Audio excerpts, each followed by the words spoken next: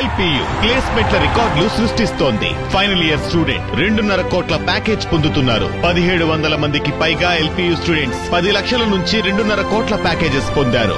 విద్యా విప్లవం ప్రారంభమైంది లవ్లీ ప్రొఫెషనల్ యూనివర్సిటీలో.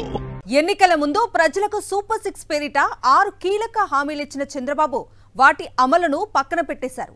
అధికారం దక్కించుకోవటానికి జనంలో ఆశలు కల్పించిన చంద్రబాబు పాలనలోకి వచ్చిన తర్వాత రివర్స్ గేర్ వేశారు. ప్రజలు ఆశాపోతులని, సోమరిపోతులని, ప్రభుత్వ సంక్షేమ పథకాల కోసం ఎదురు చూస్తూ పాడైపోతున్నారని అవమానిస్తున్నారు. ఆశలు కల్పించే నాయకుడే ప్రజలను ఆశాపోతులని దుర్భాషలాడటం పచ్చి మోసమేనని రాజకీయ విశ్లేషకులు భావిస్తున్నారు. ఆంధ్రప్రదేశ్లో చంద్రబాబు నాయకత్వంలో మరోసారి పడగవిప్పిన దుర్మార్గ పాలనపై ప్రముఖ జర్నలిస్ట్ కొమ్మినేని శ్రీనివాసరావు కామెంట్ చూద్దాం. ప్రజలకు మరీ ఆశ ఎక్కువ ఉండకూడదు, దురాశ పనికిరాదు. ఇది అధికారంలో ఉన్నప్పుడు ముఖ్యమంత్రి చంద్రబాబు నాయుడు అప్పుడప్పుడు చేసే వ్యాఖ్యలు. ఈ మధ్య కూడా ఇలాంటి డైలాగులు వాడుతున్నట్లుగా సోషల్ మీడియాలో వీడియోలు కనిపిస్తుంటాయి. ఆయన చెప్పింది వాస్తవమే. ప్రజలు చంద్రబాబు, పవన్ కళ్యాణ్ వంటి నేతలను నమ్మి బాగా ఆశపడ్డారు. వారు ఇచ్చిన అడ్డగోలు హామీలన్నింటినీ అమలు చేసి తమకు లక్షల డబ్బు తమ ఖాతాల్లో వేస్తారులే అని దురాశపడి టీడీపీ, జనసేన, బీజేపీ కూటమికి ఓట్ల వర్షం కురిపించారు. నిజమే, ప్రజలకు ఇంత ఆశ పనికిరాదు. పైగా వాగ్దానాలు చేసిన వారెవరో, అంతకుముందు వారి ట్రాక్ రికార్డ్ ఏమిటో గుర్తుపెట్టుకోకుండా ఆశపడ్డారు. ఇప్పుడు అవమానపడుతున్నారు.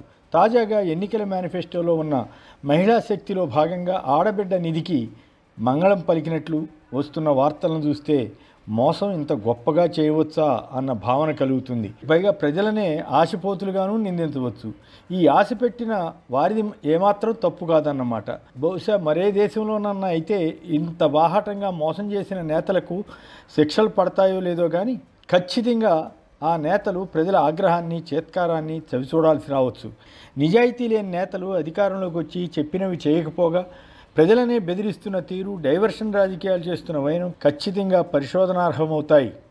ప్రజలను ఎలా ఆశపెట్టవచ్చు, ఆ తర్వాత వారిని ఎలా ఆశపోతులుగా చూడవచ్చు అన్నదానికి ఏపీని చంద్రబాబు నాయుడు ఒక ప్రయోగశాలగా మార్చారు.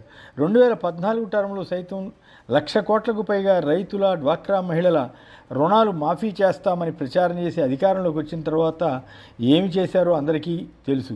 పైగా ఆ రోజుల్లో రైతులను ఉద్దేశించి ఒక సందర్భంలో నేరుగా ఆశకు హద్దుండాలని కూడా అన్నారు. అయినా 2024లో ఆయన కొత్త వాగ్దానాలను నమ్మితే తప్పు ఎవరిది?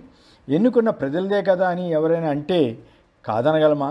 ఆడబిడ్డ నిధి కింద ఏపీలో ఉన్న ప్రతి మహిళకు నెలకు 1,500 రూపాయల చొప్పున ఇస్తామని చంద్రబాబు, పవన్లు ప్రకటించారు.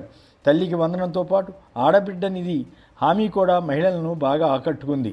ఎందుకంటే చంద్రబాబు, పవన్లతో పాటు ప్రస్తుతం మంత్రిగా ఉన్న నిమ్మల రామానాయుడు వంటి వారు లెక్కలేసి మరీ ప్రతి కుటుంబంలోని మహిళలకు ఎంతెంత మొత్తం వస్తుందో చెబుతూ ఊరిస్తుంటే ఆశపడకుండా ఉంటారా? తల్లికి వందనం స్కీములో చిన్నపిల్లలు, తల్లులు కనిపిస్తే చాలు నీకు 15,000, నీకు 15,000 అని పిల్లలకు, నీకు 18,000 అంటూ తల్లులకు చెబుతుంటే చూస్తూ వదులుకోవాలనిపించదు కదా. అవి నిజంగానే తమకు వస్తాయిలే అని అనుకుంటారు కదా. చంద్రబాబు నాయుడు, పవన్లు సైతం ఒకరుంటే 15,000, ఇద్దరుంటే 30,000, ముగ్గురుంటే 45,000, నలుగురుంటే 60,000 రూపాయలు. ఇంకా పిల్లలను కనండి, వారి బాధ్యత మాది అని ప్రచారం చేసి అధికారంలోకి వచ్చారు. అప్పుడే ఏడాది పూర్తయిపోయింది, కానీ తల్లికి వందనం లేదు. దాన్ని వచ్చే విద్యా సంవత్సరం ఇస్తామని చెబుతున్నారు. అది ఎలా ఇస్తారో ఇంకా వెల్లడించలేదు. ఇప్పటికైతే ఒక ఏడాదికి గాను విద్యార్థులకు సుమారు 13,000 కోట్ల రూపాయలు ఎగవేశారన్నమాట. దీంతోపాటు ఆర్టీసీ బస్సుల్లో మహిళలకు ఉచిత బస్సు స్కీమ్ కూడా సుమారు 3,000 కోట్ల రూపాయలకు పైగా లబ్ధి పొంది ఉండేవారు. ఉచిత ప్రయాణం హామీ అమలుకు అంత మొత్తం అవుతుందని ఎల్లో మీడియానే లెక్కలేసి ప్రభుత్వానికి భారంగా రాసింది. అంతే తప్ప ఒక ఏడాదికి చంద్రబాబు, పవన్లు ప్రజలకు అంత బాకీ పడ్డారని రాయలేదు. కొద్ది రోజుల క్రితం కర్నూలులో జరిగిన సభలో ఆగస్టు 15 నుంచి ఈ స్కీమ్ అమలు చేస్తామని చంద్రబాబు ప్రకటించారు.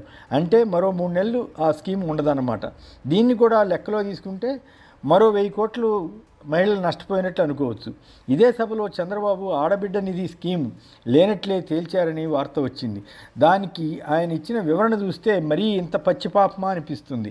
వాగ్దానాల గురించి చెప్పకుండా చెత్త నుంచి సంపద సృష్టిస్తున్నామని, ఓరవకల్లో మహిళలను పారిశ్రామికవేత్తలుగా తయారు చేశామని, బుద్ధుడు సలహాలు పాటించండి కథలు చెబుతున్నారు. ఇక్కడ ఒక గమ్మత్ జరిగింది. చెత్త ఎత్తడానికి పనివారు వస్తున్నారని చంద్రబాబు ప్రశ్నిస్తే ఆ సభలో పాల్గొన్న ప్రజలు లేదు లేదు అని ఎక్కువ మంది చేతులు ఎత్తారు. దాంతో చెత్త గురించి ఆయన చెబుతున్న కబుర్లలో డొల్లతనం బయటపడింది. చివరికి బుద్ధుడు ఆయన శిష్యుడి కథ అంటూ ఒక స్టోరీని ప్రజలకు చంద్రబాబు చెప్పారు. దాని ప్రకారం ఒక శిష్యుడి కోరిక మేరకు బుద్ధుడు కొత్త వస్త్రాలు ఇప్పించారట. ఆ తర్వాత కొద్ది రోజులకు బుద్ధుడు అతన్ని పిలిచి పాత వస్త్రాలు ఏం చేశావని అడిగాడట. వాటితో చిరిగిపోయిన బొంతలో పెట్టి కుట్టుకున్నానని శిష్యుడు చెప్పారట. మరి చిరిగిపోయిన బొంతలోని వస్త్రాలు ఏం చేశావు అని బుద్ధుడు అడిగాడట. వాటిని కిటికీ తెరలుగా చేశానని జవాబిచ్చారట. మరి అప్పటికే ఉన్న కిటికీ తెరలు ఏం చేశావని అడిగితే గది తొడవడానికి వాడుతున్నానని, ఆ వస్త్రాన్ని మసిపట్టగా వాడుతున్నానని, అప్పటిదాకా ఉన్న మసిపట్ట దారాలను కొవ్వొత్తిలో ఒత్తులకు వినియోగిస్తున్నానని శిష్యుడు చెప్పారట.